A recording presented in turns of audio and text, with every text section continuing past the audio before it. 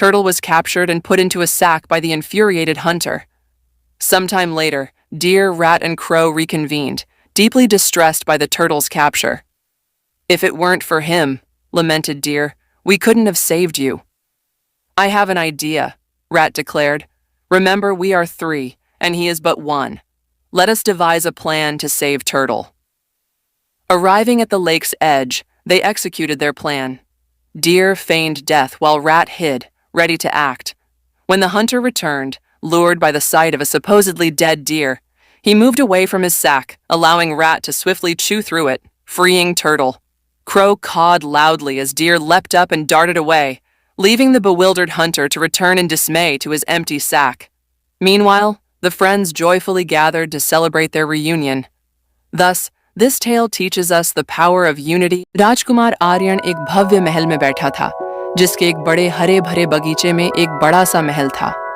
आर्यन केवल 2 वर्ष का था। उसकी बड़ी बड़ी आंखें जिज्ञासा से भरी थीं। उनके साथ उनकी प्यारी बिल्ली मिष्टी भी थी। मिष्टी एक सफेद और भूरे रंग की फुर्तीली बिल्ली थी। आर्यन और मिष्टी बगीचे के एक शांत कोने में बैठे थे। आर्यन ने मिष्टी के मुलायम फर को सहलाया। मिष्टी ने खुशी से अपनी पूंछ हिलाई। कभी कभी मिष्टी आर्यन के हाथ चाटती, जिससे वह हंसने लगता। आर्यन ने रंग बिरंगे फूल तोड़कर मिष्टी को दिखाए। उसने गेंद को घुमाया और मिष्टी तुरंत उसके पीछे दौड़ी। मिष्टी ने गेंद पकड़ी और उसे आर्यन के पास वापस ले आई। यह उनका पसंदीदा खेल था। आर्यन गेंद फेंकता था, मिष्टी उसे वापस लाती थी। खेलने के बाद आर्यन थक गया था। वह घास पर लेट गया। मिष्टी आकर उसके पेट पर बैठ गई। दोनों को आराम मिला। आर्यन ने मिष्टी को अपनी टूटी फूटी भाषा में कहानियां सुनाई। मिष्टी ध्यान से सुनती और कभी कभी म्याऊं करके जवाब देती। आर्यन ने एक तितली देखी और उत्साह से उसके पीछे दौड़ा। मिष्टी उसके पीछे गई।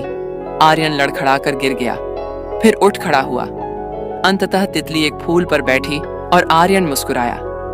मिष्टी उसके पास आई और उसके पैरों के पास आकर बैठ गई। मिष्टी कहती हुई प्रतीत होती है, "कोई बात नहीं, हम फिर खेलेंगे।" आर्यन ने मिष्टी को उठाया और उसे प्यार से चूमा। आर्यन जानता था कि मिष्टी उसकी सबसे अच्छी दोस्त है।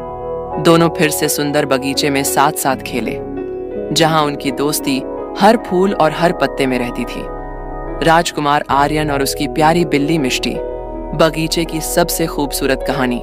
राजकुमार बिल्ली और चंद्रमा का रहस्य। एक समय की बात है।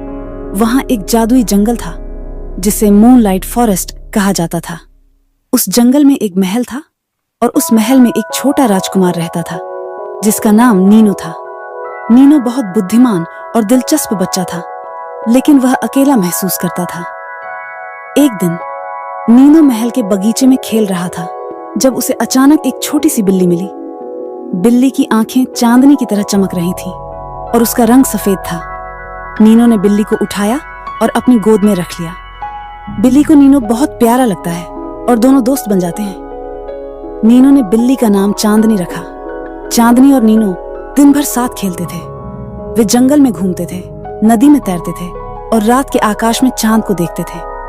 एक रात जब वे चांद को देख रहे थे, नीनो ने चांदनी से पूछा, "चांदनी, क्या तुम जानती हो कि चांद क्यों चमकता है?"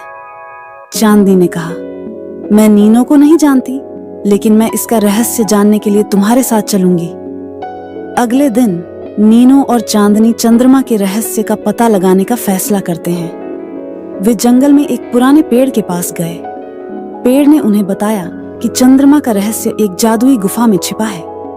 नीनो और चांदनी गुफा की खोज शुरू करते हैं। उन्होंने कई बाधाओं को पार किया, लेकिन अंततः उन्हें गुफा मिल गई। गुफा के अंदर एक चमकदार पत्थर था। जब नीनो ने पत्थर को छुआ तो गुफा जगमगा उठी और एक परी प्रकट हुई। परी नीनो और चांदनी को बताती है कि यह पत्थर चांद का टुकड़ा है और यह चांद को चमकाता है। परी यह भी बताती है कि चांद का टुकड़ा बहुत मूल्यवान है और इसे किसी भी कीमत पर संरक्षित किया जाना चाहिए। नीनो और चांदनी ने पत्थर उठाया और गुफा से बाहर आ गए। उन्होंने उस पत्थर को किले में ले जाकर सुरक्षित स्थान पर रख दिया। तब से नीनो और चांदनी हमेशा खुशी से रहने लगे। वे जानते थे कि उन्होंने चंद्रमा का रहस्य खोज लिया है। नीनू और चांदनी की दोस्ती की कहानी दूर दूर तक मशहूर हो गई। लोग उनसे प्यार करते थे और उनकी दोस्ती से सीखते थे।